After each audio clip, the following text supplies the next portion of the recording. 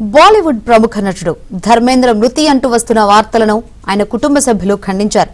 ఇది క్షమించరానిది అని చికిత్సకు స్పందిస్తూ కోలుకుంటున్న వ్యక్తి గురించి ఇలాంటి వదంతులు ఎలా సృష్టిస్తారని ధర్మేంద్ర భార్య బీజేపీ ఎంపీ హేమమాలిని ఆగ్రహం వ్యక్తం చేశారు.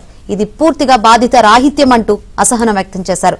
తమ కుటుంబం చెప్పే వరకు ఎలాంటి వదంతులు వ్యాప్తి చేయొద్దని ధర్మేంద్ర కుమార్తె ఇషా డియోల్ విజ్ఞప్తి చేశారు. నాన్న క్షేమంగానే ఉన్నారని తాము ప్రైవసీ కోరుకుంటున్నామని అన్నారు.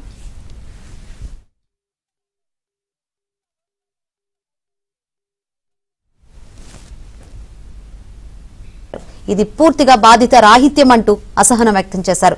తమ కుటుంబం చెప్పే వరకు ఎలాంటి వదంతులు వ్యాప్తి చేయొద్దని ధర్మేంద్ర కుమార్తె ఇషా డియోల్ విజ్ఞప్తి చేశారు.